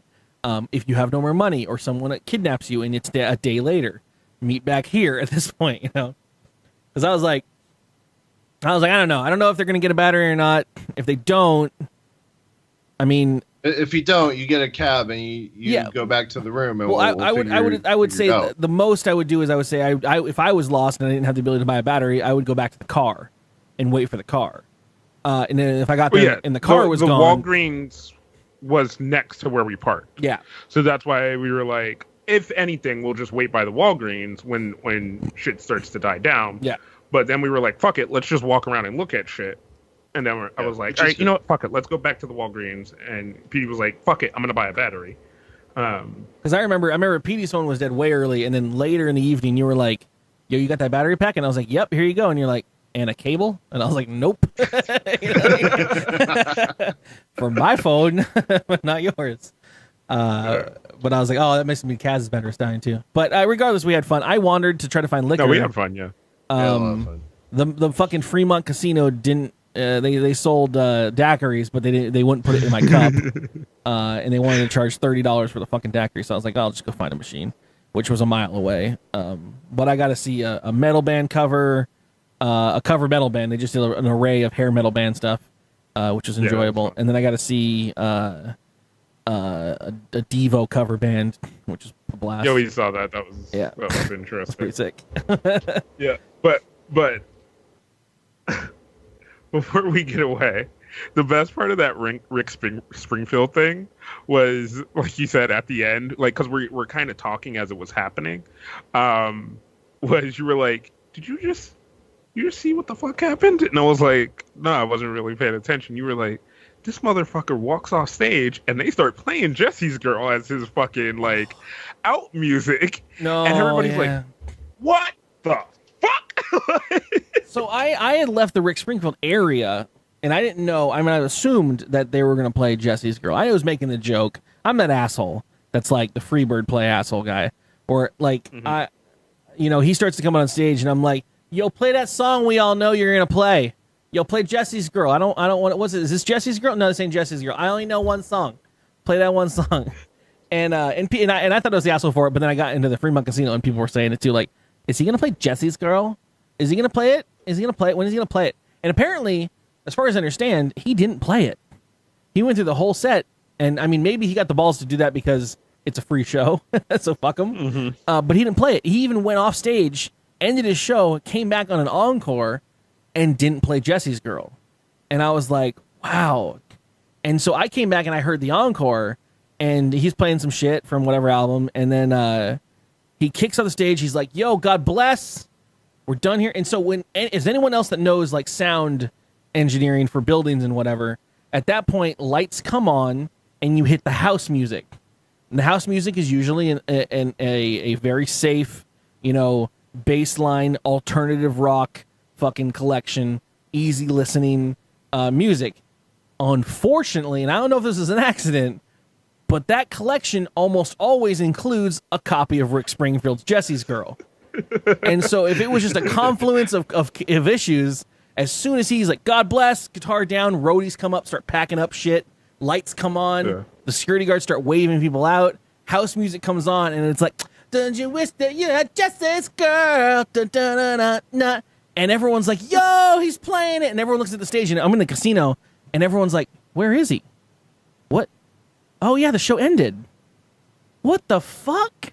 And everyone's like, so much so that about 20 minutes, like 2 minutes into Jesse's Girl, Rick runs out on stage, grabs a guitar, and starts playing the song by himself and singing it. And I'm like, this is a travesty.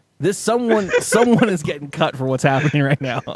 And he surreal. He at that point plays it worse than the recording of it, and then kicks off and leaves. And it's like, wow, that just happened. Like, they didn't lower the lights again. They didn't do it. Like, it's just, I feel really bad. So, yeah, Vegas. Vegas was, let's do it again. Yeah. So we're gonna figure out dates. They might be the same dates. They might be different. But we'll have information way more in advance. I say we wait a third of the year, just to get away from it. And then we'll kick out plans and say, just like we did before, kind of, but with more oomph and more insistence that there's an end date to where we actually have to set. And we can discuss dates at that point. We'll set it up just like anyone else that sets it up. And we'll give a chance for everyone to kind of have their say in regards to what works best. And then we'll select them, and then you have to figure out on your own how to get your days off or whatever. But I strongly suggest you should go next time, if not only because I hope we made a good effort of making it sound like fun from here, as well as all the pictures that you guys saw. And I hope it was a good ass time. It will be a blast. We'll yell at more white girls. Be prepared to have your own kind of fun, as well as a lot. I mean, other conventions you get a lot of mingling with DKG. You get a lot of mingling with me and whatever, and we do stuff. But this is just a lot more mingling with me, and also you're in fucking Vegas, and it's a blast. And I can direct you to where you can save money, or I can direct you to where you can not save money, or you can go play with Sunbun.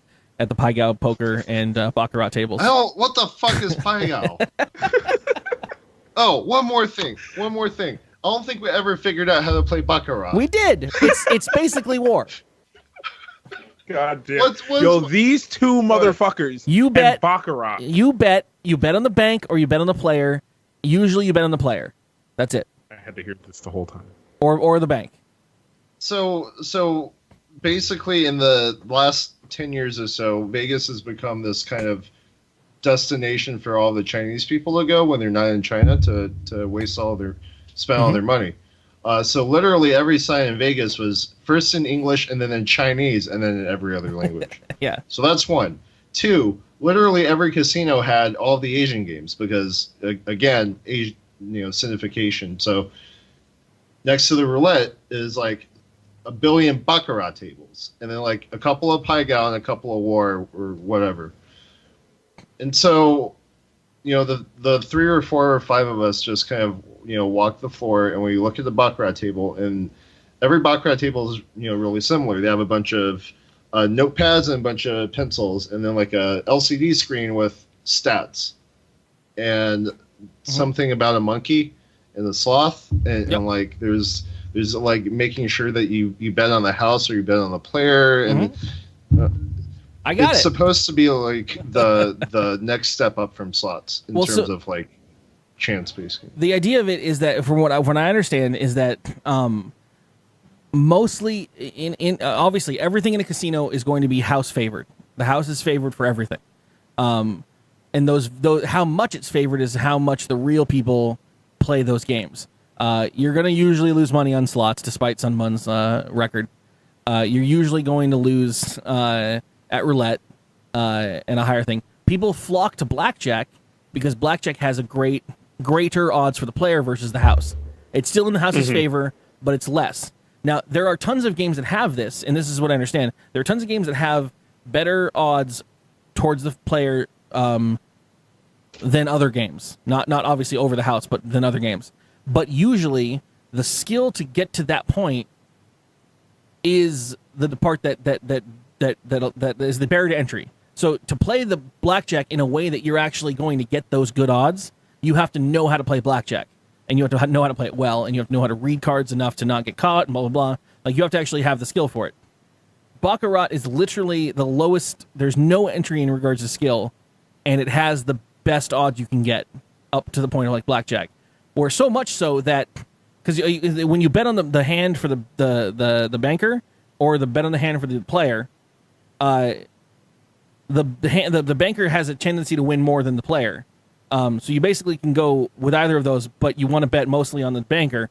Whenever you bet on the banker, your winnings are so close to even with the house that you actually pay a 5% commission on those winnings back to the house when you bet on the banker, and that's the only way for them to even out. So it's so close to even that there were, according to the Wikipedia I read, there was one casino that was in Vegas a couple years ago that was trying to set itself aside from the other casinos, and it had its banker payout or banker commission at 4% instead of 5%, and it went out of business.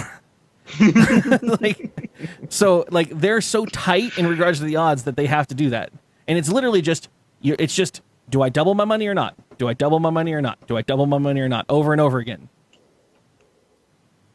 And yeah, so basically, if you're going to go on the trip next year, brush up on your Asian games. Brush up on your baccarat.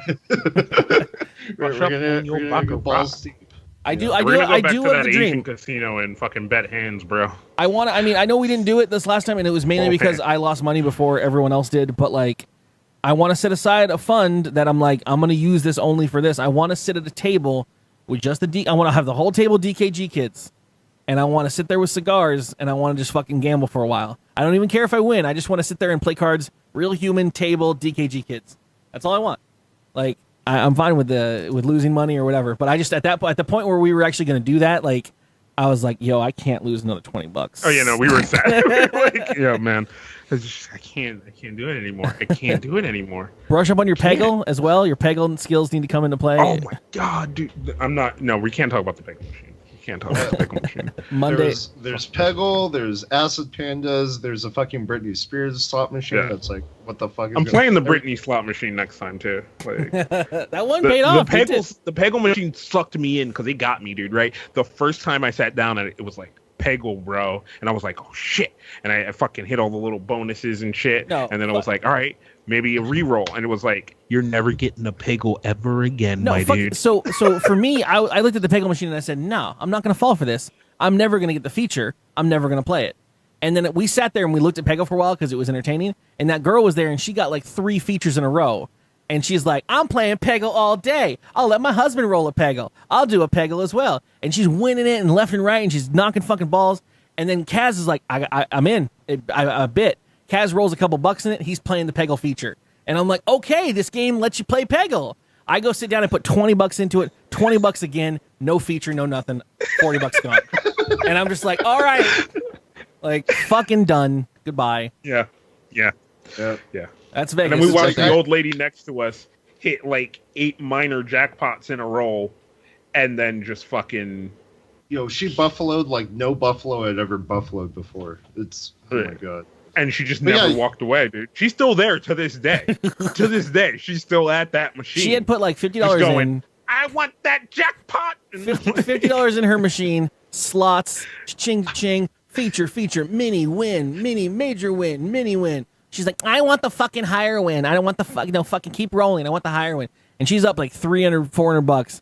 And Sunbun sits down and plays a little bit, loses, wins a little bit. We move around for a little bit. We come back, play a little bit. And she's still like floating, and I come over and look at her a little bit later, and she's like 20 bucks left. Yeah, me and and Curly come back, and we do the like we're looking at a different machine, but then we look over at her and we're just like, oh, shit, like walk away. She's in too deep, dude.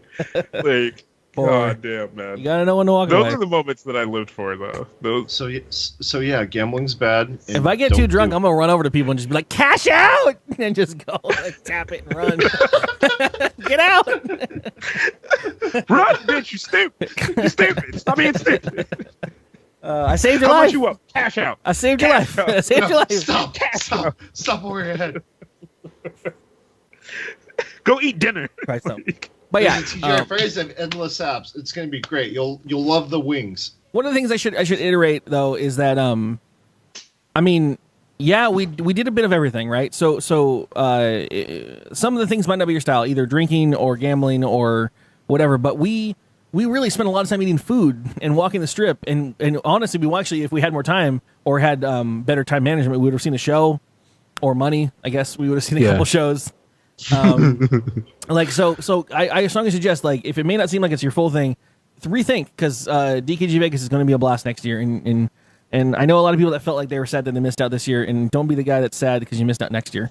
So think about it and come, and it'll be a blast. I'll still be here. I have no intents of I'll make individualized badges for everyone. Aw, that'd be adorable. No. Do we want to be that Brazilian tour group that has the flag and walks around the strip and does make it easier to find each other? Yeah. Like Ronaldo? No? Okay. No, okay. But yeah, so... Also, Delta kicked me off their flight and I got 400 bucks. So, like...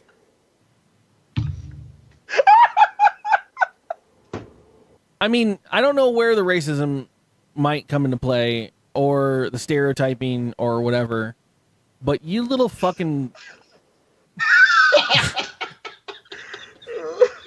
This Sunbun is a piece of shit. So, yeah. Our leave day, which was Sunday, right? We like full on was like Sunday. We just chill. We just fucking chill. Everybody, people are either leaving or leaving in the morning, right? Sunbun's like, all right, takes us to the days in. Sunbun's been up the majority of the time, but he's lost a little bit and given back some the last couple days. You never leave with as much as you can as you've won. You always have to give a little bit back. Sure. So Sunbun's feeling bad that he was up a whole bunch and then, had given a bunch back. But that being said, he had the most gambling out of all of us and had the experiences of being up $300 or $400 in the first couple nights. And I was like, I was jealous. I was chasing that dragon for me, like, the whole time. And then, like, he kind of normalized and came back down to earth with losing it. And I was like, that sucks, but, you know, that's what they say about Vegas. And then Q Sunbun leaves for his flight, takes a fucking Uber to the goddamn, or no, he takes his car to the thing, to the airport. Me and Kaz just napped the fuck out. And, you know, come like, I want to say, 30 minutes, an hour later, just... Mm-hmm. Yeah, I return my car. I leave for the flight, drop you guys off. This is on Sunday. I leave for the flight, drop the car off, go to the gate. I was at the gate. And they were like, we're overbooked by one person. If you come here, we'll put you on the next available flight, and we'll give you $400.